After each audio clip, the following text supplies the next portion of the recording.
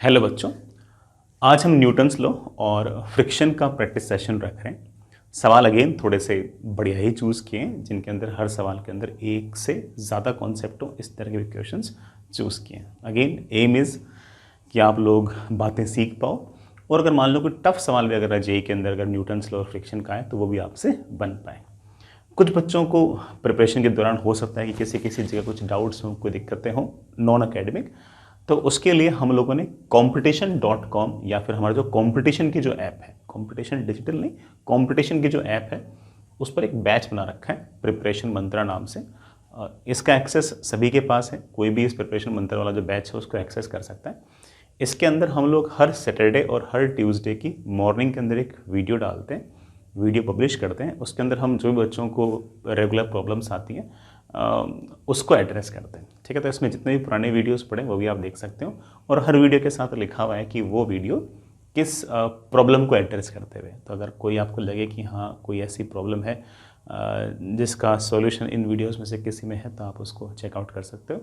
और अगर आपको लगे कि उसमें ऐसी कोई आपकी प्रॉब्लम है, प्रिपरेशन के दौरान आप कहीं फंस रहे हो और आपको लगता है कि सर को वीडियो बनाना चाहिए, तो आप हमें मैसेज कर सकते हैं। हम नेक्स्ट ट्यूसडे या नेक्स्ट सैटरडे को जब भी उस टॉपिक का नंबर आएगा, हम उस हिसाब से उसका वीडियो बना देंगे आपके हिसाब से। ठीक है, तो इसका एक्सेस सभी के पास है ना, इस बैच का competition.com या कंपटीशन की ऐप पर प्रिपरेशन मंत्रा, थोड़ा नीचे जाना पड़ेगा बैच में, वहाँ पर इसका एक्सेस सबके पास है। ठीक, तो आप देख लेना। इसमें शुरुआत में मतलब मेरे ख्याल से हर मतलब ऐसे जो पुराने वीडियोस हैं वो भी देख सकते हो, अदरवाइज आप डेट्स सेलेक्ट कर सकते हो कौन से ट्यूसडे की और सैटरडे की। ट्यूसडे और सैटरडे को मॉर्निंग में 7:45 के आसपास ये वीडियो पब्लिश होते हैं, हर ट्यूसडे और हर सैटरडे। ठीक है, पुराने वीडियोस भी पढ़ें, आप देखना चाहो तो देख सकते हो। चलिए बच्चों,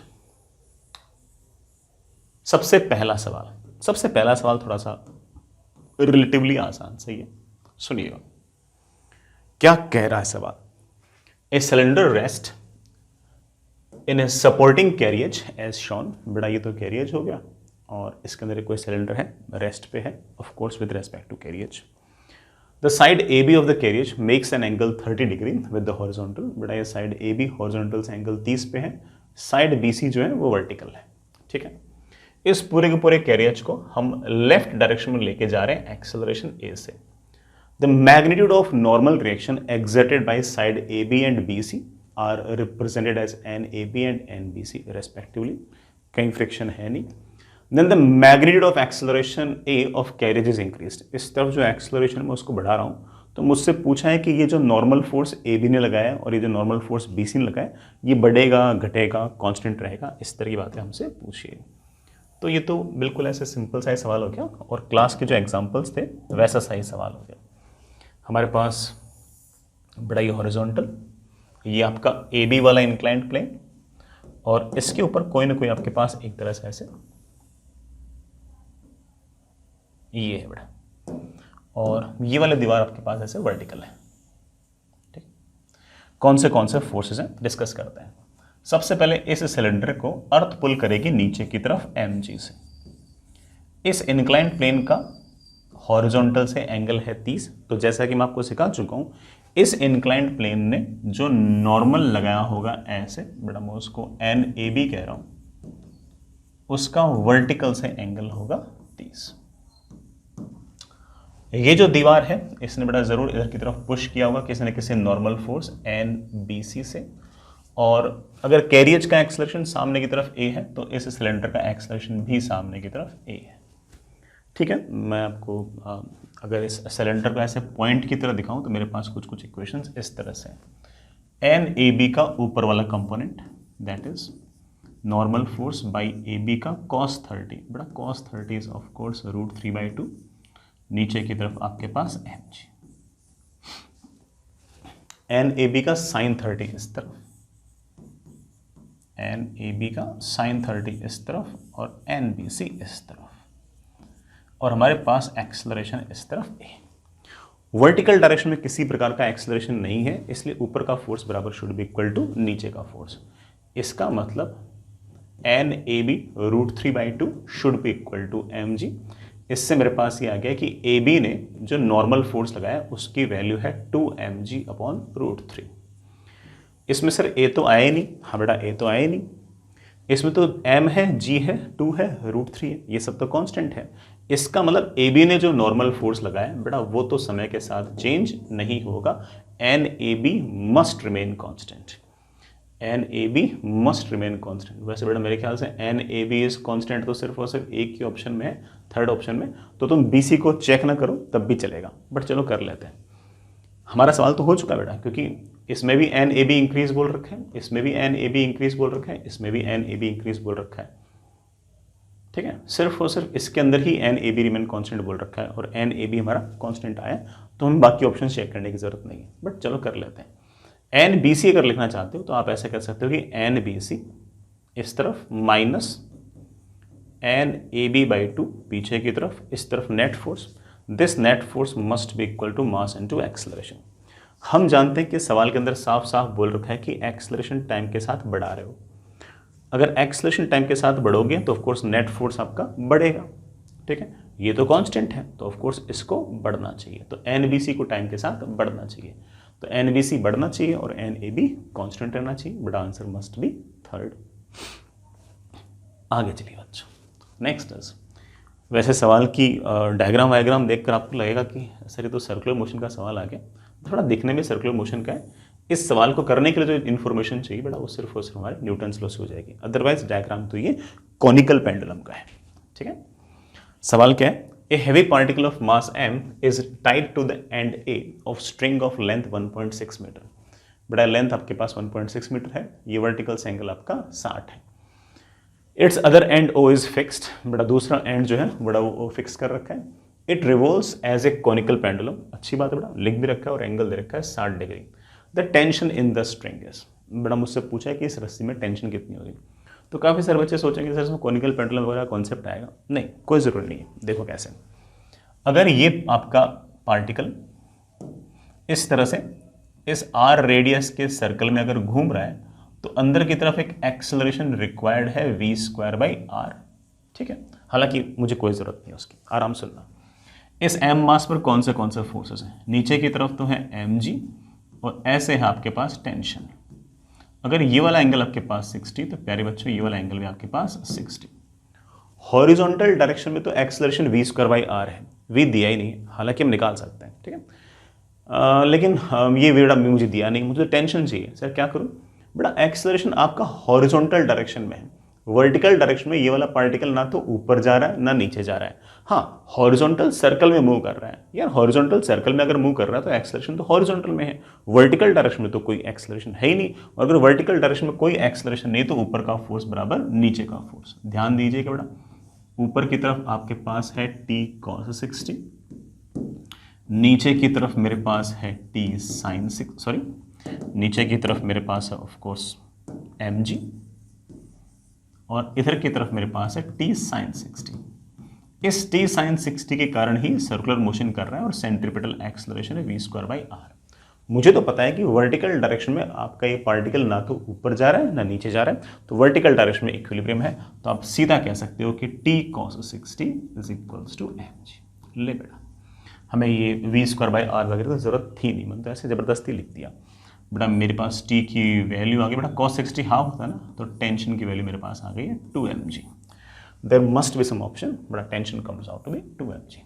वो अलग बात है कि हम अब भी निकाल सकते हैं, हाँ सवाल में पूछा नहीं लेकिन हम भी निकाल सकते हैं। कैसे, हम बोलेंगे कि t का sin 60, अब t पता है, it should be equal to mass into इस तरफ एक्सेलरेशन, इस तरफ एक्सेलरेशन लिखना चाहो तो v²/r लिख सकते हो, है ना, या फिर ω² इंटू r लिख सकते हो। और जिस रेडियस में घूम रहा है बेटा वो रेडियस लिखना बहुत ही आसान है, अगर ये 1.6 है तो ये 1.6 का cos 60 है, ये 1.6 का sin 60 है। लेकिन खैर ये वाला सवाल तो आपका सर्कुलर मोशन का हो गया, ठीक है, लेकिन कॉन्सेप्ट तो आपको आज ही समझ में आ गया। ठीक है बच्चों, आगे चलते हैं। नेक्स्ट ये थोड़ा सा बढ़िया सवाल है, ठीक है। ये सवाल अगर जेई में आता है, जेई मेन में अगर आता है तो आप मान के चल सकते हो कि जेई मेन के उस पेपर का शायद फिजिक्स का शायद ये सबसे टफ वाला सवालों में से एक होगा, बट मेरी ऐसी फीलिंग है कि इस तरह का सवाल पूछ सकते हैं। अगर ना भी पूछें तब भी इस सवाल में मेरे पास सिखाने के लिए, बताने के लिए एक दो बातें तो हैं जिससे आपके आसान सवाल भी सही हो सकते हैं। सवाल की लैंग्वेज ढंग से पढ़ेंगे तभी जाके बड़ा सारी बातें हमें समझ में आएंगी। A boy and A block both of same mass. बेटा लड़के का मास भी m है, ब्लॉक का मास भी m है, ठीक है। ब्लॉक को तो रस्सी से बांध रखा है और बालक ने ऑफ कोर्स ऐसे रस्सी को ऐसे हाथ में ऐसे पकड़ रखा है। Are suspended at the same horizontal level from each end of the string that moves over a frictionless pulley. Pulley frictionless है, मासलेस स्ट्रिंग है, तो हर जगह टेंशन की वैल्यू सेम रहेगी। The boy starts moving upward with acceleration 2.5 metre per second square relative to rope. Rope के relative बालक जो है वो ऊपर की तरफ 2.5 से जा रहे हैं, ग्राउंड से नहीं, रोप के रेस्पेक्ट में। कैसे कि अगर ये रोप है ना तो वो अपने हाथों को ऐसे रख रहा है ऐसे। अगर रोप फिक्स होती तो ठीक है बेटा, कोई दिक्कत नहीं है, फिर तो आपका एक्सेलरेशन रोप के रेस्पेक्ट में भी 2.5 होता और ग्राउंड के रेस्पेक्ट 2.5 होता। अब क्या होगा कि जैसे जैसे बालक ऊपर जाएगा वैसे वैसे ये m मास का ब्लॉक भी ऊपर जाएगा। सो ऊपर जाएगा, हाँ बेटा बिल्कुल ऊपर जाएगा, मैं समझाता हूँ आराम से। जब ये m मास का ब्लॉक ऊपर जाएगा तो ये रस्सी आएगी, ये रस्सी जाएगी ऊपर, ये रस्सी आएगी नीचे। तो ये रस्सी लगातार नीचे आएगी और इस रस्सी पर धीरे धीरे बालक ऐसे अपने हाथ धीरे धीरे ऊपर लेता जाएगा, लेता जाएगा। सोचते हैं, पहले इस बालक को देखते हैं। इस बालक का एक्सेलरेशन, बड़ा बालक को रस्सी खींच रही है ऊपर की तरफ t से और नीचे की तरफ mg। इसका एक्सेलरेशन बड़ा मान लेता हूं ऊपर की तरफ आएगा a। सर a तो 2.5 है, नहीं बेटा 2.5 रस्सी के रेस्पेक्ट में है, ग्राउंड के रेस्पेक्ट में मैं a मान लेता हूं। रस्सी और ग्राउंड के रेस्पेक्ट में क्या अंतर है वो धीरे धीरे अपन देख लेंगे। t ऊपर है, mg नीचे है, तो ऊपर की तरफ नेट फोर्स आ गया है t minus mg, that should be equal to mass into acceleration. ठीक है, ब्लॉक की बात करते हैं। हमें जिस तरह से सवाल के अंदर दे रखा है कि रस्सी लाइट है, पुल्ली फ्रिक्शनलेस है, तो यहां टेंशन टी, तो यहां पर भी टेंशन टी। तो इस m मास के ब्लॉक पर t ऊपर, mg नीचे। मान लेते हैं कि इसका एक्सेलरेशन है ऊपर की तरफ a डैश, मान लेते हैं कि a डैश। तो इक्वेशन क्या है कि बेटा t dash minus mg is equals to m into a dash. अरे ये वाले sorry t minus mg should be equal to m into a dash. अरे ये तो a डैश की बेटा वैल्यू a के बराबर आ गई, क्योंकि जो इक्वेशन ये है वही इक्वेशन ये है। सर आपने तो ये सिखाया था कि ये वाला ब्लॉक अगर ऊपर जाएगा, ये वाला ब्लॉक अगर ऊपर जाएगा तो ये वाला ब्लॉक नीचे जाएगा। ये बेटा ब्लॉक थोड़ी है, ये ब्लॉक थोड़ी है। इसके और इसके बीच में जो रस्सी बंधी हुई है उस रस्सी की लेंथ फिक्स थोड़ी है, क्योंकि बालक तो रस्सी पे कैसे चढ़ रहा है, यूं करते करते यूं करते करते यूं करते करते। तो जो रस्सी उसके और ब्लॉक के बीच में फंसी हुई है, मतलब उस बालक के हाथ के और उस ब्लॉक के बीच में जो रस्सी है, उस पूरी रस्सी की लेंथ फिक्स थोड़ी है। रस्सी तो लगातार नीचे की तरफ निकलती जा रही है यूं धीरे धीरे धीरे। तो दोनों का एक्सेलरेशन ऐसे, जरूरी नहीं कि इसका जितना ऊपर उसका उतना नीचे, वैसा जरूरी नहीं है। बल्कि हमने देखा कि दोनों का एक्सेलरेशन ही ऊपर की तरफ a आ रहा है। ठीक है, आ भी सकता है। और ऑब्वियस बात है कि इन दोनों के बीच में जो रस्सी है ना, उसकी लेंथ लगातार घटती जाएगी। थोड़ी देर बाद ये वाला ब्लॉक चलते चलते चलते ये बालक चलते चलते ऊपर पहुंच जाएंगे और बाकी रस्सी ऐसे नीचे लटकती जाएगी। यहां तक बात समझ आ गई? अब सुनना, इस ब्लॉक का एक्सेलरेशन है ऊपर की तरफ a, तो इस रस्सी का एक्सेलरेशन है ऊपर की तरफ a, तो इस रस्सी का एक्सेलरेशन है नीचे की तरफ a। आराम से गौर करना, रस्सी आ रही है नीचे की तरफ a से और बालक जा रहा है ऊपर की तरफ a से। रस्सी के रेस्पेक्ट में बालक का एक्सेलरेशन क्या है? बड़ा आपको सिखा रखा है रिलेटिव एक्सेलरेशन कैसे निकालते हैं। रस्सी के रेस्पेक्ट में अगर बालक का अगर एक्सेलरेशन निकालना है तो रस्सी के एक्सेलरेशन को उल्टा करके जोड़ दो। रस्सी के एक्सेलरेशन को उल्टा करके मैंने जोड़ा तो बड़ा बालक का एक्सेलरेशन आ गया है रस्सी के रेस्पेक्ट में ऊपर की तरफ 2a। इस a को उल्टा करके जोड़ा तो ऊपर की तरफ आ गया है 2a। ध्यान से देखो तो रस्सी के रेस्पेक्ट में बालक का एक्सेलरेशन मुझे 2.5 मीटर पर सेकंड स्क्वायर दे रखा है। तो रस्सी के रेस्पेक्ट में बालक का एक्सेलरेशन आ गया 2.5 मीटर पर सेकंड स्क्वायर। इससे एक ही वैल्यू आ गई है 1.25 मीटर पर सेकंड स्क्वायर। एक ही value 1.25 metre per second square आ गई। इस बात का अर्थ समझ में आ गया?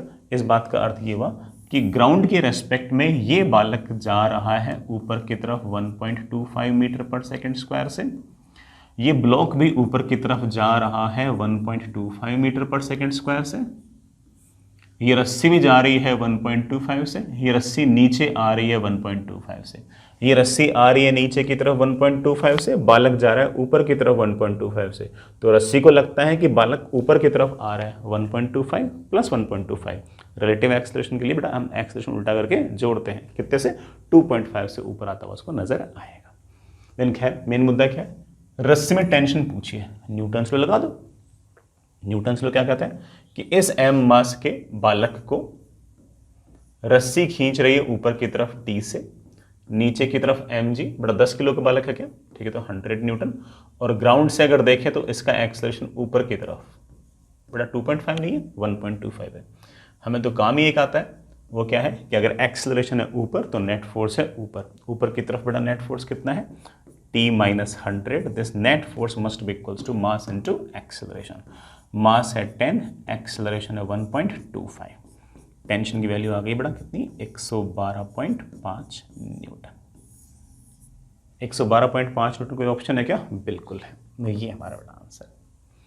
आई होप सभी बच्चे समझ गए होंगे and I know it very well के सवाल थोड़ा सा डिफिकल्ट तो था ही, लेकिन बट स्टिल कॉन्सेप्ट खूब सारे थे। रिलेटिव एक्सेलरेशन का कॉन्सेप्ट भी था और ऑब्वियस बात है कि ये वाला कॉन्सेप्ट भी था कि बालक और ब्लॉक दोनों एक साथ ऊपर जा सकते हैं, जस्ट बिकॉज कि इनके बीच में जो रस्सी है बेटा उसकी लेंथ फिक्स नहीं है। बालक धीरे धीरे रस्सी को यूँ खींचता जाएगा और नीचे रस्सी लटकती जाएगी। अगर यहाँ पर बालक की जगह अगर ब्लॉक होता फिर तो ऑब्वियस बात है कि ये वाला ब्लॉक ऊपर जाता, ये वाला ब्लॉक नीचे जाता, लेकिन बालक ने रस्सी पकड़ रखी है और पकड़ी पकड़ी पकड़ी धीरे धीरे ऊपर आएगा। रस्सी की लेंथ जो है बालक से लेकर ब्लॉक के बीच की बेटा वो फिक्स नहीं है, ठीक है। दोनों का मास सेम था, टेंशन सेम थी, दोनों का एक्सेलरेशन भी ऊपर की तरफ सेम आया।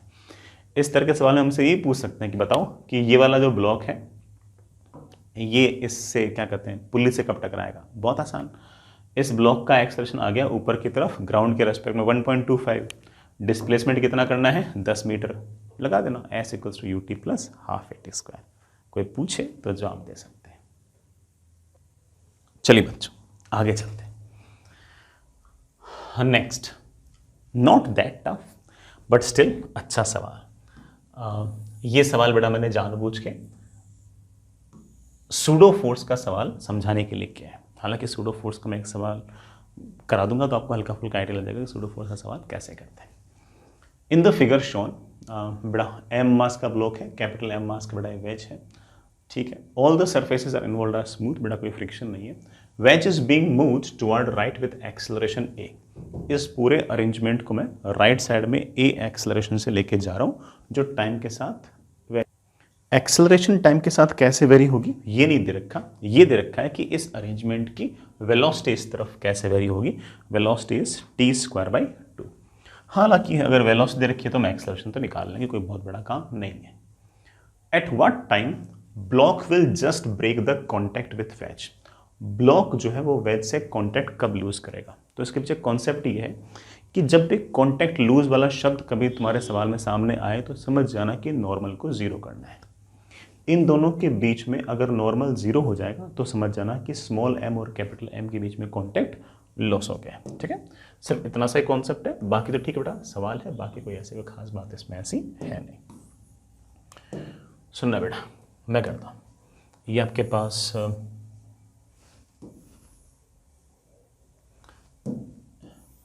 ये कैपिटल है, ये बड़ा आपका स्मॉल है, रस्सी बड़ा आपने ऐसे बांधी रखी है, ये स्मॉल है। आप सारे के सारे अरेंजमेंट को इस तरफ वेलोसिटी है, बड़ा वेलोसिटी है t²/2। ये वाला एंगल मुझे दे रखा है 45। Velocity as a function of time होती है, तो मेरे बालक जानते हैं कि एक्सेलरेशन जो है वो आपका dv/dt होता है। dv/dt बड़ा इसको टाइम के रेस्पेक्ट में अगर डिफरेंशिएट करूंगा तो t आ जाएगा। इसका मतलब एक्सेलरेशन कांस्टेंट नहीं है, लगातार टाइम के साथ बढ़ रहा है।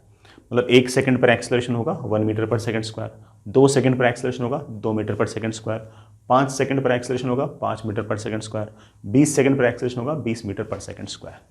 मुझसे पूछा है बताओ वो वाला टाइम बताओ जब इन दोनों के बीच कॉन्टैक्ट लूज हो जाएगा। सोच लेंगे।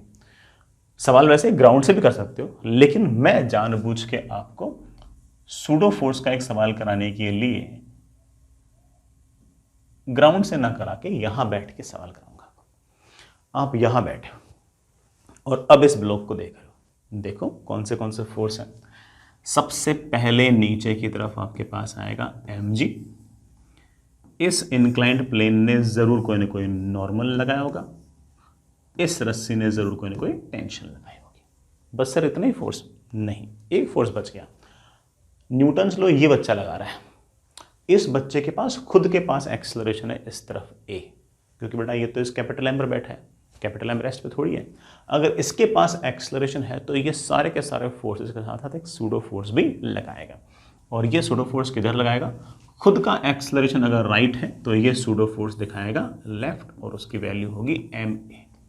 हाँ, ये जरूर है कि इस बालक को ये वाला जो ब्लॉक है ये इक्विलिब्रियम पे नजर आएगा, क्योंकि ये वाला ब्लॉक भी इस वेज पर है और ये वाला बालक भी इस वेज पे, तो इसको वो इक्विलिब्रियम पे नजर आएगा। एंगल बड़ा आपका 45 है, तो कंपोनेंट लेना कोई बहुत बड़ा टास्क नहीं है। ठीक, अभी करते हैं बड़ा। इस बालक के रेस्पेक्ट में इस पर जो फोर्सेस लगे इसके कंपोनेंट्स करते हैं। टेंशन इंक्लाइंड प्लेन के अलोंग है, नॉर्मल फोर्स इंक्लाइंड प्लेन के परपेंडिकुलर है। ये जो mg है बेटा इसके दो कंपोनेंट आएंगे, ये mg cos 45, ये mg sin 45। हालांकि बेटा mg cos 45 भी mg/√2 होगा और mg sin 45 भी mg/√2 होगा। इसी तरह से ma के कंपोनेंट भी कर दो। अभी करता हूं बेटा, आराम आराम से देखना। मैंने मेरे बच्चों को सिखा रखा है कि अगर ये वाला एंगल थीटा तो ये वाला एंगल थीटा, तो ये वाला angle of course 90 minus theta, ये वाला एंगल आपके पास वापस से थीटा। हालांकि कोई फर्क नहीं पड़ता क्योंकि थीटा बड़ा कितना है 45। एम ए के कंपोनेंट इस तरफ आएगा, इस तरफ एम ए का कॉस 45, इस तरफ एम ए का साइन 45। एम ए का sine 45 M A by root, इधर की तरफ एम ए का cos 45 that is M A by root. खैर मुझे इंटरेस्ट तो इस तरफ है। बालक वेज पर बैठकर सवाल कर रहा है, ठीक है, तो उसको लगेगा कि ये वाला ब्लॉक रेस्ट पे है, और अगर ये वाला ब्लॉक रेस्ट पे है तो आप कहोगे sir this force should be equal to this force. तो normal plus M A by root 2 will be equal to M G by root. अब सवाल अगर आपने ढंग से पढ़ा हो तो समय के साथ साथ एक्सेलरेशन लगातार बढ़ेगा, एक्सेलरेशन लगातार बढ़ेगा, लेकिन इन दोनों का सम तो mg/√2 फिक्स है, तो ऑफ कोर्स नॉर्मल लगातार घटेगा। ऐसे ही नॉर्मल घटते घटते घटते घटते एक टाइम ऐसा आएगा जब नॉर्मल की वैल्यू जस्ट जीरो हो जाएगी। जिस टाइम पर नॉर्मल की वैल्यू जस्ट जीरो होगी उस टाइम पर आपका स्मॉल m कैपिटल M से कॉन्टेक्ट को लूज कर देगा। बन गया अपना सवाल तो। और जैसे ही नॉर्मल को मैंने जीरो रखा, m/√2 गायब, a की वैल्यू आ गई है g मतलब बेटा कितना 10 मीटर पर सेकेंड स्क्वायर। लेकिन सर एक्सेलरेशन तो t है, मतलब 1 सेकंड पर acceleration 1 metre per second square.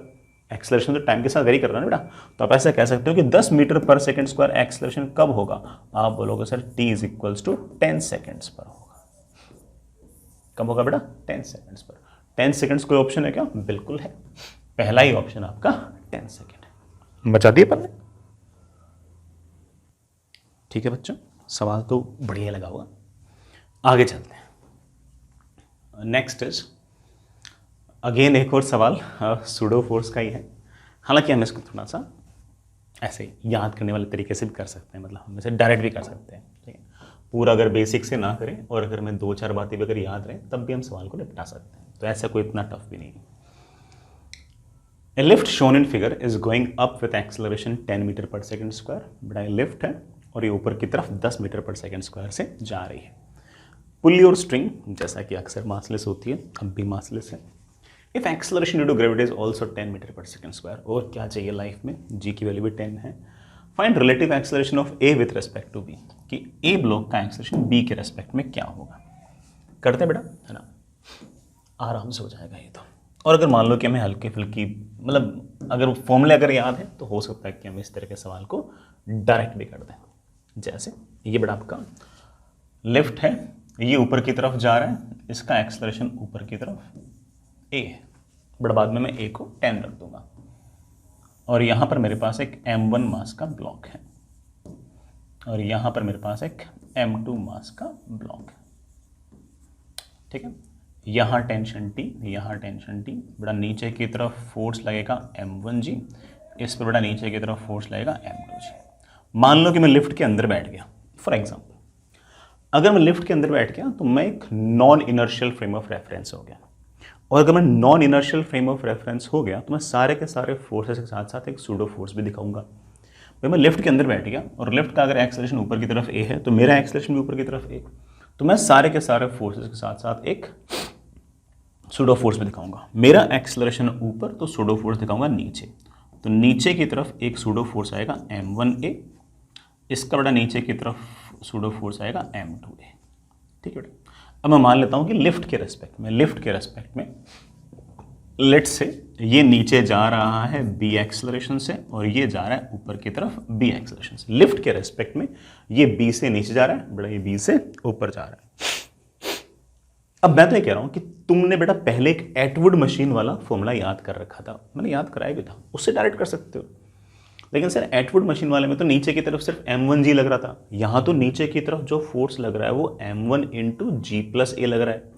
Sir Atwood machine वाले में तो यहाँ पर नीचे की तरफ m2 इंटू जी लग रहा था, सर यहाँ पर तो g प्लस ए लग रहा है।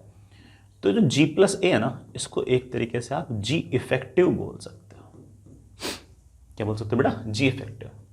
और हो सकता है कि ये जो b है, मतलब इन ब्लॉक्स का क्या एक्सेलरेशन होगा तुम डायरेक्ट निकाल लो। बेटा पता नहीं आप लोगों को याद है या नहीं, लेकिन मैंने ये एक्सेलरेशन निकालने का फॉर्मूला तुम्हें क्लास में सिखा रखा है। फॉर्मूला था m1 minus m2 into G upon m1 plus m2।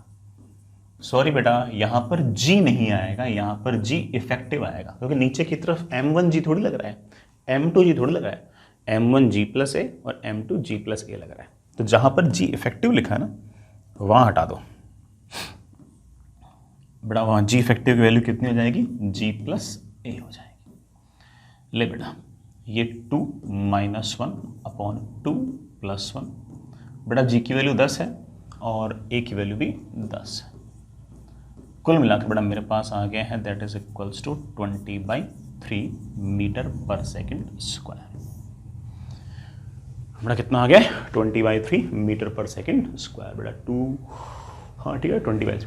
अब जो बच्चे इमोशनल होते हैं ना, वो सड़क से देखेंगे, ओ माय गॉड मेरा 20/3 metre per second square answer आ गया है, ओहो 20/3 मीटर पर सेकंड स्क्वायर तो पहला ही ऑप्शन है, फटाक से टिक लगा देता हूँ। गलत हो गया। सवाल में ये नहीं पूछा कि लिफ्ट के रेस्पेक्ट में ब्लॉक्स का एक्सेलरेशन क्या है, मुझसे साफ साफ सवाल पूछा है कि find relative acceleration of A with respect to B, कि ए का एक्सेलरेशन बी के रेस्पेक्ट में कितना है। ए का एक्सेलरेशन अगर बी के रेस्पेक्ट में निकालना है तो बी के एक्सेलरेशन को उल्टा करके जोड़ दो।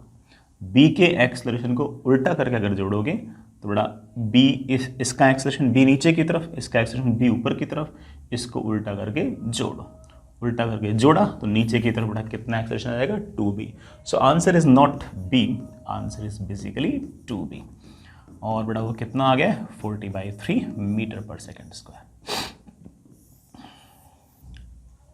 ठीक है, मैं फिर से इस बात को बोलता हूँ कि ये ऐसी कॉमन मिस्टेक है जो तुम्हें कितनी बार ही समझा दो कि बेटा ये वाली गलती नहीं करनी, लेकिन तुम करोगे। वो क्या है कि सवालों के अंदर कई बार क्या होगा कि जो एक्सप्रेशन तुम सॉल्व कर रहे होगे उससे जो आंसर आएगा तुम सीधा वही देख लोगे, और पूछा कुछ और होगा। थोड़ा ये नहीं पूछा कि इन दोनों ब्लॉक्स का एक्सेलरेशन लेफ्ट के रेस्पेक्ट में कितना है, पूछा है कि एक ब्लॉक का एक्सेलरेशन दूसरे के रेस्पेक्ट में कितना है। तो है ना, कितना ही समझा दो, हालांकि तुम करोगे अपने हिसाब से, बट ठीक है। आई रियली होप बेटा सारा समझ में आ गया होगा। फिर भी कोई बच्चा कहता है कि नहीं सर मैं तो है ना बेसिक से करूँगा, बेटा बेसिक से करना चाहूँ, बेसिक से कर लो, बेसिक से कर लो। तो कोई कहता है मेरे को फॉर्मूला याद नहीं है वाला, आपने कब पढ़ा दिया, हालांकि मैंने कल ही पढ़ाया था, बट फिर कोई बच्चा कहता है कि सर मेरे को तो याद नहीं है। बट कोई दिक्कत नहीं है, इस ब्लॉक पर नीचे की तरफ फोर्स लग रहा है m1g प्लस ए, ऊपर की तरफ लग रहा है टेंशन, तो नीचे की तरफ नेट फोर्स आ गया है ये, that must be equals to mass into acceleration. इस ब्लॉक का एक्सेलरेशन है ऊपर, तो नेट फोर्स है ऊपर, ऊपर की तरफ नेट फोर्स कितना है? दिस माइनस दिस, तो t minus m2g plus a should be equal to m2 into इसका ऊपर की तरफ एक्सेलरेशन। लो बेटा, दोनों इक्वेशन को जैसे ऐड करोगे बड़ा आपके पास वापस से वही आ जाएगा। लेकिन आंसर बी नहीं बेटा, आंसर 2b है, क्योंकि मुझे एक ब्लॉक का एक्सेलरेशन दूसरे के रेस्पेक्ट। चलो बच्चों अगला सवाल करता है। नेक्स्ट इज बढ़िया सा सवाल है बेटा, सुनिएगा। सवाल वैसे फ्रिक्शन का है और सवाल इस तरह का है जिसमें काइनेटिक फ्रिक्शन, स्टैटिक फ्रिक्शन सबका ही रिवीजन हो जाएगा। मतलब सारे फॉर्मूलों का रिवीजन तो हो ही जाएगा। ब्लॉक ए है बेटा, ब्लॉक बी है, दोनों का मास बेटा सेम है। ए को बेटा मैंने राइट साइड में एक वेलोसिटी दे दी है, तो ऑब्वियस बात है कि ए और बी के बीच में काइनेटिक फ्रिक्शन लग जाएगा। कोफिशिएंट ऑफ फ्रिक्शन बिटवीन ए और बी दे रखा है 3μ/2 और बी और ग्राउंड के बीच में मुझे दे रखा है म्यू। चारों ही ऑप्शन में बी के एक्सेलरेशन को डिस्कस कर रखा है, तो मुझे ज़्यादा इंटरेस्ट बी के एक्सेलरेशन में है। ए का एक्सेलरेशन तो वैसे भी निकालना बहुत आसान था, तो ए का तो पूछा ही नहीं सवाल के अंदर, बड़ा बी का ही एक्सेलरेशन मुझसे पूछा है।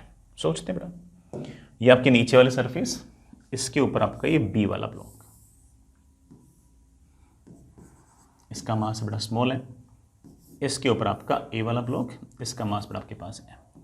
यहां पर कोफिशिएंट ऑफ फ्रिक्शन सवाल में दे रखा है 3μ/2, यहां बड़ा कोफिशिएंट ऑफ फ्रिक्शन मुझे दे रखा है म्यू। इस ब्लॉक को मैंने सामने की तरफ कोई ना कोई वेलोसिटी दे दी, ए वाले ब्लॉक को। ए वाले ब्लॉक की अगर मैं FBD बनाऊं बेटा, कौन से फोर्सेस हैं? सबसे पहले ए वाले ब्लॉक पर नीचे की तरफ mg लगेगा, बी वाला ब्लॉक इसको ऊपर की तरफ पुश करेगा किसी न किसी नॉर्मल फोर्स से, इसके पास वेलोसिटी होगी आगे, तो काइनेटिक फ्रिक्शन लगेगा पीछे। उस काइनेटिक फ्रिक्शन को लिखना बहुत आसान है, म्यू, बेटा म्यू की वैल्यू म्यू नहीं है, 3μ/2 है, इंटू नॉर्मल, बेटा नॉर्मल फोर्स की वैल्यू जैसा आप देख पा रहे हो बेटा कितना है, mg। ठीक है, m मास के ब्लॉक के पास बेटा वेलोसिटी आगे है, फोर्स पीछे है, तो ऑफ कोर्स इसका एक्सेलरेशन भी पीछे आएगा। इसका एक्सेलरेशन मैं पीछे इधर मान लेता हूं a, net force equals to mass into acceleration, mass से मास कैंसिल, एक्सेलरेशन की बेटा मेरे पास वैल्यू आ गई है 3μg/2। एक्सेलरेशन की बजाय अगर रिटार्डेशन कहें तो और अच्छा रहेगा, क्योंकि बेटा वेलोसिटी आगे है और ये एक्सेलरेशन पीछे। हालांकि ए वाले ब्लॉक का एक्सेलरेशन तो मुझसे पूछा ही नहीं था, बट फिर भी ये फ्रिक्शन निकालना मेरे लिए थोड़ा सा जरूरी था। अब बी वाले ब्लॉक को देखते हैं। बी वाले ब्लॉक को देखेंगे तो थोड़ा सा अब हम सवाल के आंसर की तरफ मूव करेंगे। बी वाले ब्लॉक पर कौन से फोर्स है? अर्थ पुल कर रही है नीचे की तरफ mg से, ठीक है। बी वाले ब्लॉक ने ए वाले ब्लॉक को नॉर्मल से पुश किया ऊपर की तरफ, तो ए वाला ब्लॉक बी वाले ब्लॉक को नॉर्मल से पुश करेगा नीचे की तरफ। जिस नॉर्मल से पुश कर रहा है नीचे की तरफ उसकी वैल्यू mg है। बी वाले ब्लॉक ने ए वाले ब्लॉक पर काइनेटिक फ्रिक्शन लगाया पीछे, वही kinetic friction A B block पर लगा देगा आगे, तो इस पर वही काइनेटिक फ्रिक्शन लग जाएगी आगे, जिसकी वैल्यू मेरे बच्चे कह रहे हैं कि इट इज 3/2 टाइम्स। ठीक है, ये नॉर्मल और ये mg के कारण ये वाला ब्लॉक आना चाहेगा नीचे, लेकिन नीचे वाले सरफेस नीचे आने देगी नहीं, ग्राउंड इसे नीचे आने देगा, ग्राउंड इसको पुश कर देगा ऐसे। ग्राउंड जिस फोर्स से पुश कर देगा वो निकालना आसान सा काम है बेटा, नीचे का फोर्स बराबर ऊपर का फोर्स, तो this normal plus mg should be equal to this normal. इस नॉर्मल के लिए mg के बराबर है, तो mg प्लस mg बेटा ये आ गया 2mg। ए वाले ब्लॉक ने बी वाले ब्लॉक पर जो फ्रिक्शन लगाया है आगे की तरफ, उसके कारण आपका बी वाला ब्लॉक जाना चाह रहा है आगे, उसके कारण नीचे वाले सरफेस जो है उसे रोकने के लिए फ्रिक्शन लगा देगी ऐसे। ये फ्रिक्शन कितना होगा, स्टैटिक होगा या काइनेटिक होगा? चेक कर लेते हैं कि इस फ्रिक्शन की मैक्सिमम पॉसिबल वैल्यू क्या हो सकती है। अगर इसकी मैक्सिमम पॉसिबल वैल्यू 3μmg/2 से अगर बड़ी हुई बेटा, फिर तो ये वाला फ्रिक्शनल फोर्स इस ब्लॉक को सामने की तरफ मूव करने ही नहीं देगा। हाँ, अगर इस फ्रिक्शन की वैल्यू ही 3μmg/2 से कम हुई बेटा, फिर तो वाला ब्लॉक आगे की तरफ मूव कर जाएगा और हम एक्सेलरेशन निकाल देंगे। सोचते हैं इस वाले सरफेस पर ये जो फ्रिक्शन है इसकी मैक्सिमम वैल्यू क्या है? मैक्सिमम वैल्यू होगी इस सरफेस पर म्यू, बेटा इस सरफेस पर तो म्यू ही है, मल्टीप्लाइड बाय इस सरफेस पर नॉर्मल, बेटा इस सरफेस पर नॉर्मल है 2mg। अरे यार, ये जो फ्रिक्शनल फोर्स की मैक्सिमम वैल्यू है ये 2μmg है, और अगर ये 2μmg है और ये फोर्स मेरा बेटा 1.5μmg है, तो क्या ये 1.5μmg वाला फोर्स क्या इस ब्लॉक को मूव करा पाएगा? आप बोलोगे नहीं सर, बल्कि आप तो ये भी जानते हो कि यहां पर जो फ्रिक्शनल फोर्स लगेगा उसकी वैल्यू 2μmg नहीं होगी। 2μmg तो मैक्सिमम स्टैटिक फ्रिक्शन लग सकता है, आपको 2μmg की तो जरूरत ही नहीं है, आपको तो सिर्फ और सिर्फ 1.5μmg की ही जरूरत है। क्या 1.5μmg मिल जाएगा? आप बोलोगे हाँ सर बिल्कुल मिल जाएगा। ये मैं आपको थ्योरी में भी सिखा चुका हूं कि स्टैटिक फ्रिक्शन का फॉर्मूला जो होता है वो ऐसा होता है कि static friction is always less than और equal to mu into N. और स्टैटिक फ्रिक्शन की जो मैक्सिमम वैल्यू होती है उसका फॉर्मूला होता है म्यू इनटू एन। यहां पर स्टैटिक फ्रिक्शन की जो मैक्सिमम वैल्यू आ गई है वो आ गई है 2 म्यू एम जी। इसका अर्थ ये नहीं कि 2 म्यू एम जी लगेगा, इसका अर्थ ये है कि 0 से लेकर 2 म्यू एम जी तक कितना भी लग सकता है, बस वो चाहता ये है कि ये वाला ब्लॉक मूव ना करे। तो आपने इस तरफ 1.5 म्यू एम जी लगाया है, तो उसको बैलेंस करने के लिए यहां पर फ्रिक्शनल फोर्स सिर्फ और सिर्फ 1.5 म्यू एम जी ही लगेगा। सर ये फिर 2 म्यू एम जी क्या है? 2 म्यू एम जी से तक कितना भी लग सकता है, 0 से लेकर 2 म्यू एम जी तक कितना भी लग सकता है। हमें कितना चाहिए? हमें तो सिर्फ और सिर्फ 1.5 म्यू एम जी चाहिए। मिल जाएगा क्या? बिल्कुल मिल जाएगा। और अगर मिल जाएगा तो ऑब्वियस बात है कि इस ब्लॉक के पास किसी प्रकार का कोई एक्सेलरेशन नहीं आएगा। ये वाला ब्लॉक थोड़ा क्या रहेगा? रेस्ट पे रहेगा। बी वाला ब्लॉक तो रेस्ट पे रहेगा। यही नहीं, कोई मुझसे पूछ ले कि बी वाले ब्लॉक पर ग्राउंड ने कितना फ्रिक्शनल फोर्स लगाया, तो गंवारों की तरह 2 म्यू एम जी मत बोल देना। ये जो फ्रिक्शन लग रहा है ये चलाना चाहता है, रोकना चाहता है? रोकना चाहता है। तो इधर की तरफ लगा है 1.5 म्यू एम जी, तो ये भी लगा देगा 1.5 म्यू एम जी और रोक लेगा उसको। ऐसे तरह 2 म्यू एम जी लग जाएगा। 2 म्यू एम जी तो कितना भी लग सकता है, हमें जरूरत ही नहीं है 2 म्यू एम जी की, मतलब सिर्फ और सिर्फ 1.5 म्यू एम जी की ही जरूरत है। B will not accelerate at all। ठीक है ना? और देखो इसमें एक ऑप्शन भी दे रखा है कि B will accelerate toward left with acceleration mu g by 2। ये उन बेवकूफ बच्चों के लिए बताया है जो बच्चे क्या करेंगे, यहाँ पर फ्रिक्शनल फोर्स को क्या लिख देंगे? 2 म्यू एम जी, क्योंकि तो फॉर्मूला याद करके बैठे हैं कि static friction is equals to mu into N. नहीं नहीं नहीं, static friction is always less than और equal to mu into N. वो जरूरत के हिसाब से कितना भी हो सकता है। जरूरत तुम्हें 2 म्यू एम जी की है नहीं, इसे रोकने के लिए सिर्फ 1.5 म्यू एम जी की ही जरूरत है। तो लगाओ। ठीक है बच्चों, अगला सवाल करते हैं। नेक्स्ट आसान सा सवाल है बेटा, सुनिएगा। ए टाइम वेरिंग फोर्स, बड़ा फोर्स दे रखा है मुझे 10t। बड़ा 10t का मतलब 1 सेकंड पर फोर्स 10 न्यूटन होगा, 2 सेकंड पर 20 होगा, 3 सेकंड पर 30 होगा, 4 सेकंड पर 40 होगा and so on. t is equal to 0 of force लिखना स्टार्ट होता है। Then the time at which block will start sliding on the horizontal surface. ये ब्लॉक किस टाइम पर बेटा स्लाइड करना स्टार्ट कर देगा, किस टाइम पर चलना स्टार्ट कर देगा। तो ठीक है बेटा, ये तो ऐसे ही स्टैटिक फ्रिक्शन का एक तरीके से आसान एग्जाम्पल में से है। कौन से फोर्सेस हैं बेटा? पहली बात तो इस ब्लॉक का मास बेटा कितना, 10 kg। तो नीचे की तरफ mg, जमीन का नॉर्मल। ये जो फोर्स है बेटा 10t, इसके 2 कंपोनेंट आएंगे। इधर की तरफ तो आएगा 10t का cos 37। बेटा cos 37 इज आई थिंक 3/5, तो ये वाला फोर्स तो आ गया है 60। सॉरी बेटा, cos 37 इज ऑफ कोर्स 4/5, तो बेटा ये तो आ गया 8t। इधर की तरफ आएगा ऑफ कोर्स 10t का sin 37। sin 37 इज 3/5, बेटा that comes out to be 60। ठीक है, मैंने सिर्फ एक फोर्स छोड़ा है, वो है फ्रिक्शन। सुनना बेटा, वर्टिकल डायरेक्शन में आप कह सकते हो कि this plus this should be equal to this. आप ऐसा कह सकते हो कि normal plus 60 is equals to 100। मेरे पास नॉर्मल की वैल्यू आ गई 100 माइनस 60। समय के साथ बेटा नॉर्मल लगातार घटता जा रहा है। कारण हम जानते बेटा, समय के साथ ये वाला फोर्स बढ़ रहा है तो ये वाला कंपोनेंट बढ़ेगा, ये वाला कंपोनेंट बढ़ेगा तो ऑब्वियस नॉर्मल फोर्स लगातार कम होगा। समय के साथ ये सामने की तरफ लगने वाला फोर्स बढ़ रहा है, ब्लॉक सामने की तरफ ना जाए इसलिए ग्राउंड उस पर फ्रिक्शन लगा देगा पीछे की तरफ। शुरुआत में वाला फोर्स ऑफ कोर्स स्टैटिक होगा। टाइम बढ़ेगा बढ़ेगा बढ़ेगा बढ़ेगा तो ये वाला फोर्स लगातार बढ़ेगा, ये वाला फोर्स लगातार बढ़ेगा तो ये स्टैटिक फ्रिक्शन भी लगातार बढ़ेगा। लेकिन ऐसा तो है नहीं कि स्टैटिक फ्रिक्शन बढ़ते बढ़ते इन्फिनिट हो जाएगा। स्टैटिक फ्रिक्शन भी एक लिमिट होती है और कभी ना कभी स्टैटिक फ्रिक्शन अपनी लिमिट तक पहुंच जाएगा, अब मतलब अपनी मैक्सिमम वैल्यू तक पहुंच जाएगा। इस स्टैटिक फ्रिक्शन की जो मैक्सिमम वैल्यू है उसका जरूर एक फॉर्मूला है म्यू इनटू एन। जैसे ही ये स्टैटिक फ्रिक्शन अपनी मैक्सिमम वैल्यू पर पहुंच जाएगा, that is the moment when block is just about to slip.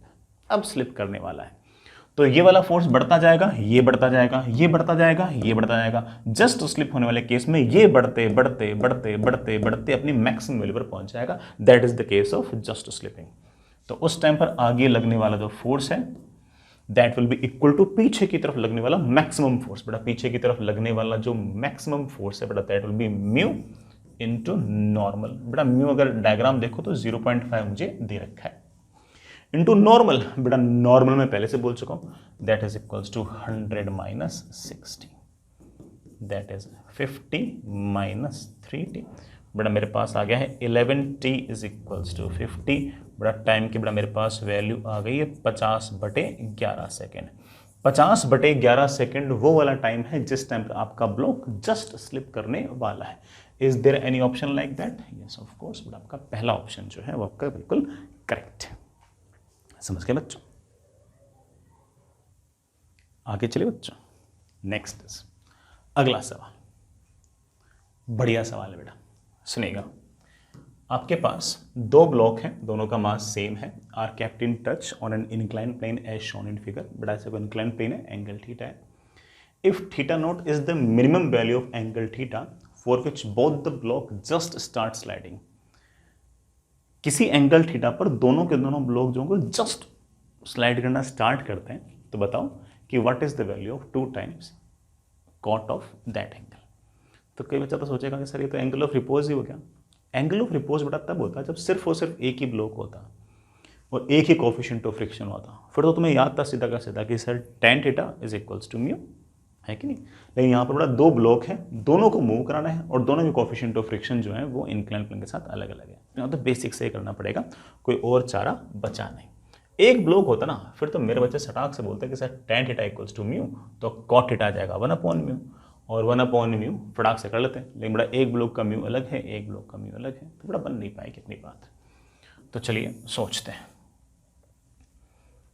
सोचना ही पड़ेगा। ये हमारे पास एक इंक्लाइन प्लेन, एंगल आपके पास है थीटा, ठीक है। दो ब्लॉक हैं, दोनों का मास सेम है। ये एक ब्लॉक, ये दूसरा ब्लॉक। पूरे सिस्टम की एफबीडी बनाते हैं। सबसे पहले 2mg ऐसे लगेगा, उस 2mg के दो कंपोनेंट आएंगे। इधर की तरफ ऑफ कोर्स 2mg का साइन थीटा, इधर की तरफ mg cos थीटा, इधर की तरफ mg cos थीटा। बड़ा कितना आ जाएगा 2mg cos थीटा। यहां पर कुछ ना कुछ नॉर्मल आ जाएगा n1, यहां पर कुछ ना कुछ नॉर्मल आ जाएगा n2। यहां पर बड़ा ऑब्वियस बात है, कुछ ना कुछ फ्रिक्शन आ जाएगा F1, बड़ा यहां पर कुछ ना कुछ फ्रिक्शन आ जाएगा F2। मैं बहुत श्योर हूं कि शुरुआत में जब एंगल थीटा छोटा था तब ये बड़ा सारा सिस्टम स्लिप नहीं कर रहा था, और स्लिप नहीं कर रहा था तो नीचे का फोर्स बराबर ऊपर का फोर्स, तो नीचे की तरफ मेरे पास लग गया 2mg साइन थीटा और ऊपर की तरफ मेरे पास लग गया F1 और F2, है कि नहीं, है कि नहीं। F1 F2 दोनों स्टैटिक है, F1 F2 दोनों स्टैटिक है। अच्छी बात है बेटा, यहां तक ठीक मामला। सर वो जो नॉर्मल फोर्स आपस में दोनों पे लगाया वो बड़ा वो नहीं दिखा रहा मैं जानबूझ के, वही नॉर्मल फोर्स इस पर आगे लगाया, वही फोर्स इस पर नीचे लगाया, तो पूरे सिस्टम पर तो वाला नॉर्मल फोर्स कैंसिल ही हो जाएगा। जैसे जैसे मैं थीटा को बढ़ाऊंगा वैसे वैसे ऑफ कोर्स नीचे की तरफ लगने वाला 2mg sin थीटा लगातार बढ़ेगा। ये 2mg sin थीटा लगातार बढ़ेगा तो F1 F2 भी लगातार बढ़ेंगे। ऐसे ही अगर लगातार F1 F2 बढ़ते गए बढ़ते गए बढ़ते गए बढ़ते गए तो एक टाइम का जस्ट स्लिपिंग का, और मेरे प्यारे वाले बच्चे, कौन, मेरे प्यारे वाले बच्चे बोलेंगे कि सर जस्ट स्लिपिंग वाले केस के अंदर नीचे की तरफ लगने वाला जो 2mg sin थीटा है वो बराबर हो जाएगा ऊपर की तरफ लगने वाले फ्रिक्शनल फोर्सेस के मैक्सिमम वैल्यूज के बराबर। बड़ा जस्ट स्लिपिंग वाले केस में ये वाला फोर्स बढ़ते बढ़ते किसके बराबर हो जाएगा, F1 और F2 की मैक्सिमम वैल्यूज के सम के बराबर। F1 की मैक्सिमम वैल्यू कितनी है बेटा, इस सरफेस पर मैक्सिमम स्टैटिक फ्रिक्शन कितना लग सकता है, म्यू इंटू नॉर्मल। म्यू है 0.6 इंटू नॉर्मल, नॉर्मल मेरे प्यारे बच्चे बोलेंगे कि सर mg का cos थीटा। बेटा F2 की मैक्सिमम वैल्यू कितनी है, म्यू, बेटा म्यू है 0.2 इंटू mg का cos थीटा। मचा दिया अपन ने, मचाई दी एक तरीके से देखिए तो। बड़ा mg कैंसिल, मेरे पास आ गया 2 times sine theta is equals to 0.6 plus 0.2, बड़ा 0.8 mg cancel cos theta. Sir मुझे तो cot थीटा चाहिए, तो 2 divided by 0.8, should be equal to cos theta upon sine theta, that is cot theta. बेटा 2/0.8, बेटा 2/0.8 ही है ना, एक बार देना 2mg sine theta mu cos theta cos theta.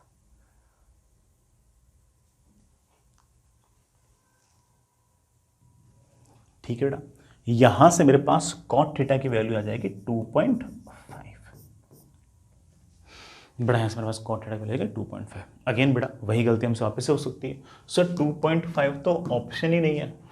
बेटा सवाल के अंदर पूछा है find the value of 2 times cot theta, तो बेटा 2 टाइम्स कॉट थीटा की वैल्यू हो जाएगी ऑफ कोर्स 2 इंटू 2.5। बेटा answer comes out to be 5 हमारा आंसर आ जाएगा। दिस इज द आंसर, है ना। तो जो बच्चा हल्का सा थोड़ा सा बड़ा बेवकूफ़ है, थोड़ा सा सवाल को ढंग से नहीं पढ़ता है, कॉशियस नहीं है, अगर मान लो कि इसमें पहले वाले ऑप्शन में 2.5 होता तो वो क्या करता है कि सड़क से 2.5 को टिक लगाया था, वो भूल जाता कि सवाल के अंदर कॉट थीटा नहीं पूछा, बेटा क्या पूछा है 2 टाइम्स कॉट थीटा पूछा है।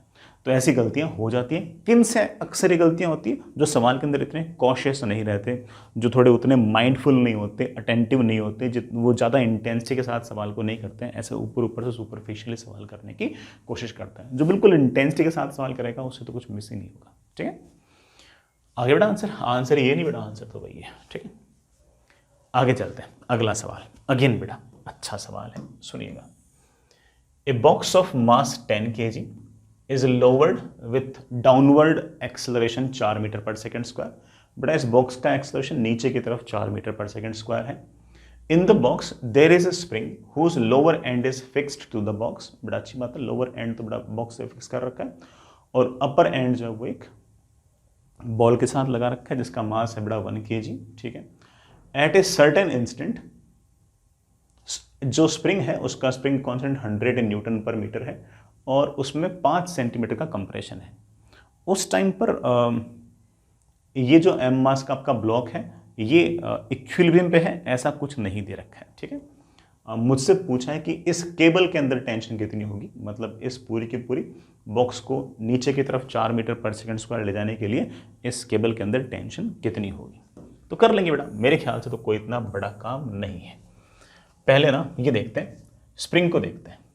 देखो भाई, अगर स्प्रिंग को देखें तो स्प्रिंग का स्प्रिंग कांस्टेंट है के, तो इसमें टेंशन आएगी के इंटू एक्स, और कंप्रेशन है के की वैल्यू है 100 न्यूटन पर मीटर, और बड़ा कंप्रेशन है 5 सेंटीमीटर। सेंटीमीटर को बड़ा मीटर में कन्वर्ट करना, मीटर से बड़ा मीटर क्या हो गया कैंसिल। बड़ा मेरे ख्याल से स्प्रिंग में टेंशन आ गई है 5 न्यूटन, लेकिन कंप्रेशन है, इस बात का मतलब ये है कि स्प्रिंग बॉल को पुश करेगी ऊपर की तरफ 5 न्यूटन से, और ऑफ कोर्स नीचे वाला जो फर्श का हिस्सा है उसको पुश करेगी नीचे की तरफ 5 न्यूटन से।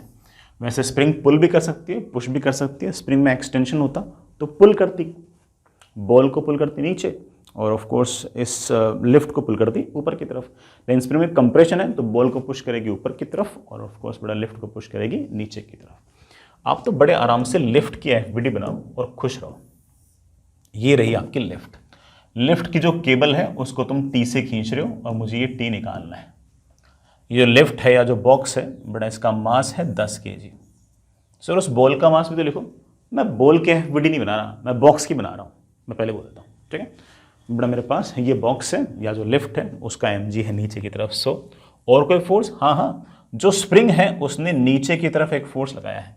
बेटा कितना फोर्स लगाया है 5 न्यूटन। ठीक है, स्प्रिंग में कंप्रेशन आया तो बॉल को पुश करती है ऊपर, बेटा लिफ्ट को पुश करती है नीचे, और साथ ही साथ इस बॉक्स का जो 10 kg का मास है उसका एक्सेलरेशन सवाल में बोल रखा है कि नीचे की तरफ है 4 मीटर पर सेकेंड स्क्वायर। हमें तो छोटा सा काम आता है न्यूटन से लगाना। एक्सेलरेशन है नीचे तो नेट फोर्स है नीचे। सर नेट फोर्स नीचे कितना है? बेटा नीचे की तरफ नेट फोर्स है 105 माइनस टी। 105 नीचे, टी ऊपर, तो नीचे की तरफ नेट फोर्स आ गया 105 minus T. That should be equal to lift का मास, मतलब बॉक्स का मास, मल्टीप्लाई बॉक्स का एक्सेलरेशन। बड़ा वो है 4। सॉल्व करते बेटा टी की वैल्यू मेरे पास आ गई है 65 न्यूटन। बेटा 65 न्यूटन कोई ऑप्शन है क्या? बिल्कुल बेटा 65 न्यूटन आपका ऑप्शन। समझिए बेटा बात। तो मैंने जानबूझ के बेटा उस बॉल की एफबीडी नहीं बनाई, मैंने जानबूझ के लिफ्ट की एफबीडी बनाई है। और लिफ्ट पर कौन से फोर्स थे? स्प्रिंग का फोर्स था। mg था, टेंशन था, 3 फोर्स से तीनों दिखा दिए, न्यूटन से लगा दिया, बिल्कुल आराम से हमारा काम बन गया, है कि नहीं। आगे चलते हैं, ठीक है बच्चों, आगे चलते हैं। एक और सवाल, अगेन सवाल थोड़ा सा बढ़िया ही है, अच्छा सवाल है, सीखने सिखाने के लिए, बताने के लिए बातें इसमें खूब सारी हैं। 2 ब्लॉक्स हैं बेटा, एक का मास 10 kg, एक का मास 50 kg, फ्री टू मूव है, ठीक है।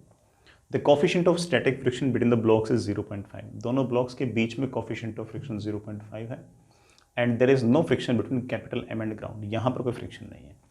The minimum horizontal force F is applied to hold small m against capital M is equal to n into 60, find the value of m। इधर से कम कितना फोर्स लगाऊं कि ये जो स्मॉल m है ये कैपिटल M पर गिरे नहीं। अगर ये सारा सिस्टम रेस्ट पे होता तो ये कैपिटल F निकालना आसान था, लेकिन ये जैसे मैं F लगाऊंगा सारा सिस्टम सामने की तरफ चलने लग जाएगा, तो थोड़ा सोचना पड़ेगा अपन, लेकिन सोच लेंगे, कोई दिक्कत नहीं है। सवाल समझ में आ गया। F कम से कम कितना लगाऊं कि ये जो स्मॉल m है ये गिरे नहीं, बस इतना सा अपना सवाल है। अगर बेटा वो कैपिटल M की बजाय अगर दीवार होती बेटा फिर तो सवाल बहुत ज़्यादा आसान हो जाता, ठीक है। हालांकि हम इसे भी कर लेंगे, कोई दिक्कत नहीं। ये रहा बेटा आपका कैपिटल M, ठीक है, और इसके साथ ये रहा आपका स्मॉल m। स्मॉल m को सबसे पहले अर्थ पुल करेगी नीचे की तरफ mg से। मैंने बेटा फोर्स लगा दिया ऐसे कोई ना कोई F, ठीक है। जैसे ही F बेटा फोर्स लगा दिया, ये वाला ब्लॉक इसको और ये वाला ब्लॉक इसको किसी न किसी नॉर्मल फोर्स से पुश करेंगे। नॉर्मल फोर्स इस पर ऐसे, नॉर्मल फोर्स इस पर ऐसे। इसके कारण ऑब्वियस बात है कि इस ब्लॉक का भी एक्सेलरेशन इस तरफ कुछ ना कुछ आएगा, इस ब्लॉक का भी एक्सेलरेशन इस तरफ कुछ ना कुछ आएगा। ये ब्लॉक mg के कारण गिरना चाहेगा नीचे, तो ऑफ कोर्स ये वाले सरफेस आपकी रफ है, ये फ्रिक्शन लगा देगी ऊपर, और वो जो फ्रिक्शन होगा वो स्टैटिक होगा। वो बड़ा फ्रिक्शन क्या होगा? स्टैटिक होगा। इस स्टैटिक फ्रिक्शन की वैल्यू हम बड़े आराम से सोच सकते हैं। सर कितनी वैल्यू होगी उसकी? बट अगर हम नहीं चाहते कि ये m मास का ब्लॉक गिरे, तो इस स्टैटिक फ्रिक्शन की वैल्यू बेटा कितनी होनी चाहिए? mg। बेटा कितनी होनी चाहिए? mg। जस्ट लिमिटिंग केस के अंदर तुम लोग जानते हो इस बात को कि this static friction is equals to इस सरफेस पर म्यू मल्टीप्लाइड बाय बेटा इस सरफेस की normal. Static friction limiting case के अंदर बेटा किसके बराबर हो जाएगा? म्यू इंटू एन के बराबर हो जाएगा। मिनिमम फोर्स पूछा है तो बेटा इस पूरे के पूरे अरेंजमेंट के अंदर एक्सेलरेशन मिनिमम होगा, तो नॉर्मल फोर्स भी आपका मिनिमम होगा, तो उस केस में आपका एक लिमिटिंग केस आ जाएगा। इनइक्वलिटी वगैरह लगाने की जरूरत नहीं है। म्यू की बड़ा वैल्यू आपके पास 0.5 है, तो 0.5 इंटू नॉर्मल। बड़ा नॉर्मल की मेरे पास वैल्यू आ गई है बेटा कितनी? 2mg, that is 2 times small m बेटा कितना है? 10 इंटू 10, 200 न्यूटन का नॉर्मल फोर्स आ गया। लेकिन सर ये 200 न्यूटन थोड़ी पूछा है मेरे से तो पूछा है कि ये F कितना लगेगा। कर लेंगे बेटा। अब इस कैपिटल M को देखो, कैपिटल M आपके पास 50 किलो का है, इस पर सामने की तरफ नॉर्मल फोर्स लग रहा है और वो तुमने निकाल लिया कि कितना है? 200 न्यूटन। और कोई फोर्स तो हॉरिजॉन्टल डायरेक्शन में है नहीं, नीचे वाले सरफेस तो स्मूथ है, तो वहां तो फ्रिक्शन है लगना ही नहीं है। 200 न्यूटन फोर्स लग रहा है इस तरफ, मास इसका है 50, तो ऑब्वियस बात है इसका एक्सेलरेशन आ जाएगा फोर्स डिवाइड बाई मास। बेटा इसका एक्सेलरेशन आ गया 4 मीटर पर सेकेंड स्क्वायर। इसका मतलब सारा का सारा अरेंजमेंट सामने की तरफ 4 मीटर पर सेकेंड स्क्वायर से जा रहा है। सर अब भी सवाल नहीं हुआ, मुझे चाहिए तो F। अगर ये आपको F चाहिए तो या तो इस स्मॉल m पर हॉरिजॉन्टल डायरेक्शन में न्यूटन्स लॉ लगा दो, या पूरे सिस्टम पर हॉरिजॉन्टल डायरेक्शन में न्यूटन्स लॉ लगा दो। कैसे भी कर लो आंसर आ जाएगा।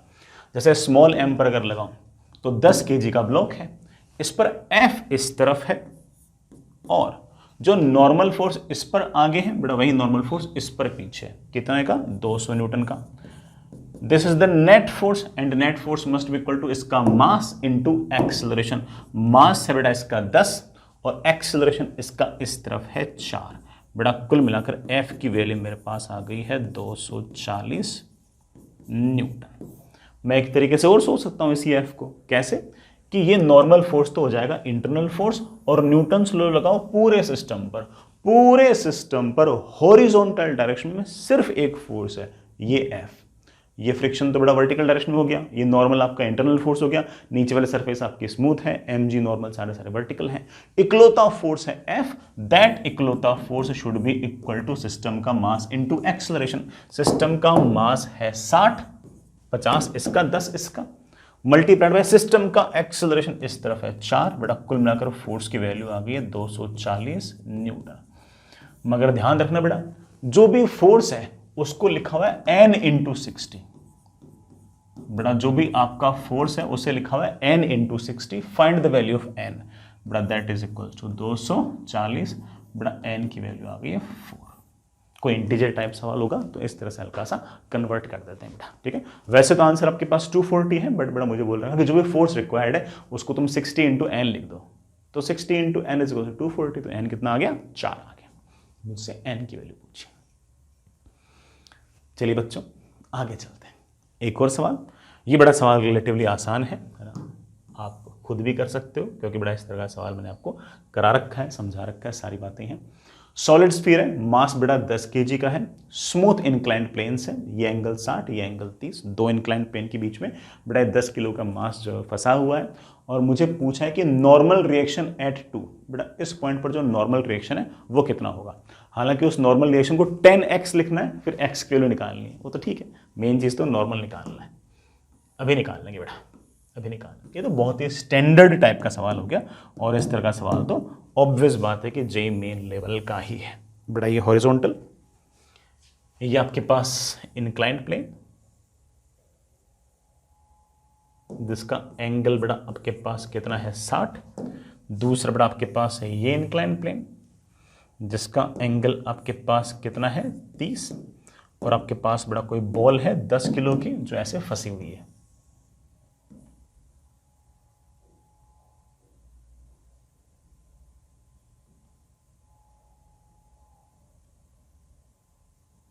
ठीक है, समझ गए होंगे, ऐसे फंसी हुई है। कौन से फोर्सेस, सबसे पहले बड़ा 10 किलो की बॉल पर नीचे की तरफ mg, इस वाले इंक्लाइंड प्लेन ने नॉर्मल फोर्स लगाया होगा ऐसे n1, इस इंक्लाइंड प्लेन का हॉरिजॉन्टल से एंगल 90, तो ऑब्वियस बात है कि वर्टिकल से नॉर्मल का एंगल 90 नहीं बेटा 60, इस इंक्लाइंड प्लेन का हॉरिजॉन्टल से एंगल 60, तो इसके द्वारा लगाया गया नॉर्मल का वर्टिकल से एंगल 60। मैं सिखा चुका हूं।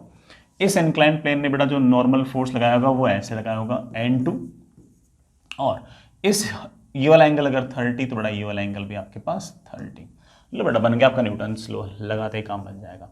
सबसे पहले बेटा नीचे की तरफ आपका mg, बेटा n1 के दो कंपोनेंट आएंगे, इधर की तरफ आएगा n1 का cos 60, इधर की तरफ मेरे पास आएगा n1 का sin 60। n2 के दो कंपोनेंट आएंगे बेटा, ऊपर की तरफ तो आएगा n2 का cos 30, इधर की तरफ आएगा n2 का sin 30।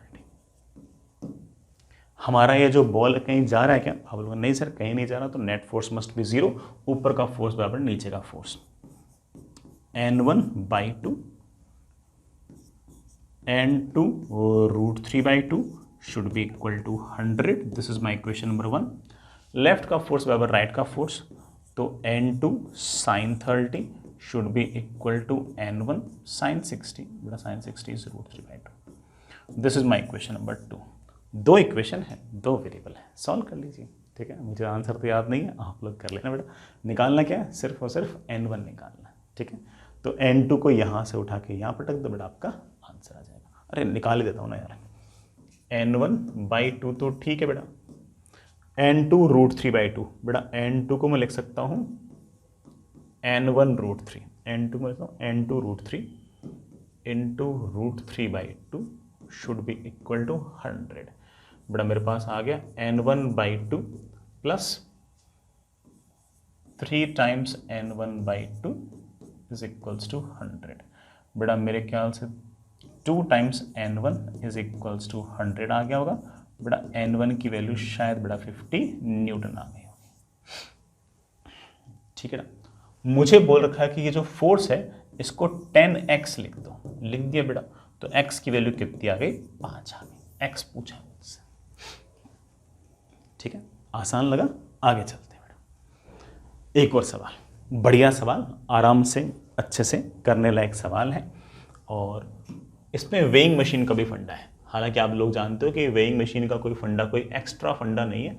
वेइंग मशीन सिर्फ और सिर्फ नॉर्मल फोर्स निकालती है ना, नॉर्मल फोर्स उनको लिखने आते हैं, कोई दिक्कत नहीं है। पुल्ली आइडियल है, स्ट्रिंग मासलेस है, रीडिंग ऑफ वेइंग मशीन मुझसे पूछी है, बाकी सारी इंफॉर्मेशन सवाल के अंदर है। ये ब्लॉक है बेटा 10 kg का, कोफिशिएंट ऑफ फ्रिक्शन है 0.5। बेटा ये 50 किलो का तो बालक है, और 10 किलो की बेटा ये मशीन है, और 20 किलो का आपका ये केज है। केज मतलब बेटा एक तरीके से जो भी आपकी लिफ्ट वगैरह है वो।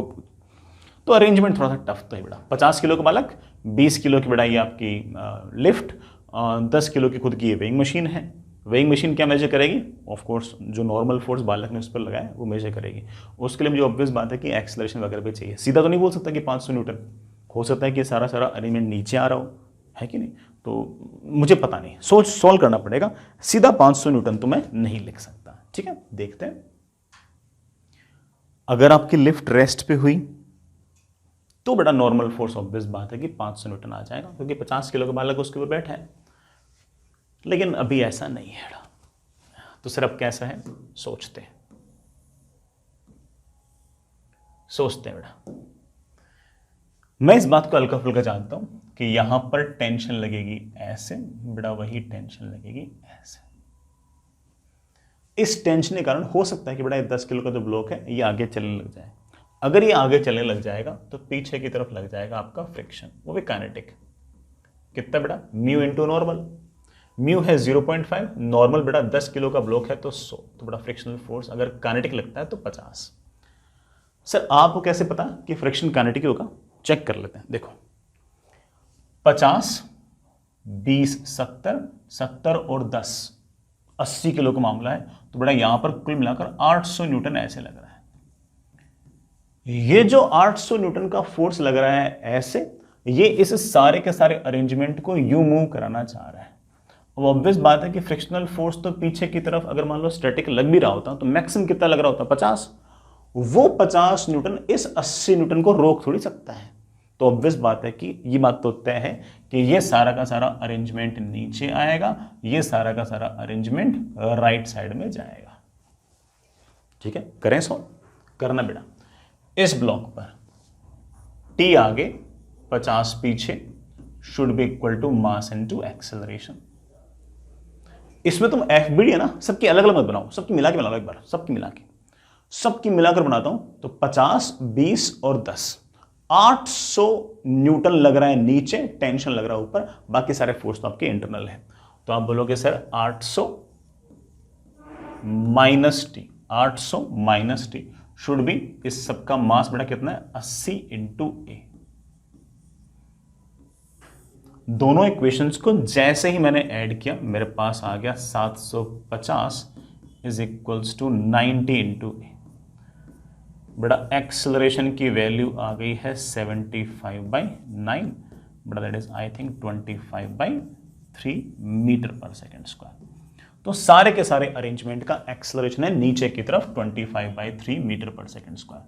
लेकिन सर मुझसे कि एक्सेलरेशन थोड़ी पूछा है, मुझसे तो पूछा है कि बताओ वेइंग मशीन की रीडिंग क्या होगी। अरे भाई वेइंग मशीन की रीडिंग पूछिए, इसका मतलब मैंने सवाल में सिर्फ ये पूछा गया है कि वेइंग मशीन ने बालक पर और बालक ने वेइंग मशीन पर कितना नॉर्मल फोर्स लगाया है। तो उसके लिए पूरे सिस्टम की एफबीडी बनाने से बात नहीं चलेगी, उसके लिए आपको बालक की एफबीडी बनानी पड़ेगी। ये रहा बालक 50 किलो का, तो सबसे पहले नीचे की तरफ तो mg आ गया 500 न्यूटन। जो वेइंग मशीन है वो ऊपर की तरफ कोई ना कोई नॉर्मल फोर्स लगाएगी, यही तो मुझे निकालना है। और मैं जानता हूं कि बालक का एक्सेलरेशन है नीचे की तरफ 25/3 मीटर पर सेकेंड स्क्वायर। हमें तो काम ही एक किया था बेटा, net force equals to mass into acceleration. Net force नीचे की तरफ कितना है, 500 नीचे नॉर्मल ऊपर, तो नीचे की तरफ नेट फोर्स आ गया 500 minus normal should be equal to mass into acceleration. Mass है बेटा 50, एक्सेलरेशन है 25/3। नॉर्मल की वैल्यू आ गई है 500 माइनस 50 इंटू 25/3। बेटा देखना 3 तो एलसीएम ले लूं, बेटा ये कितना आ गया 1500 माइनस बेटा 25 इंटू 5 125 1250 बेटा मेरे ख्याल से ये आ गया 250/3 न्यूटन।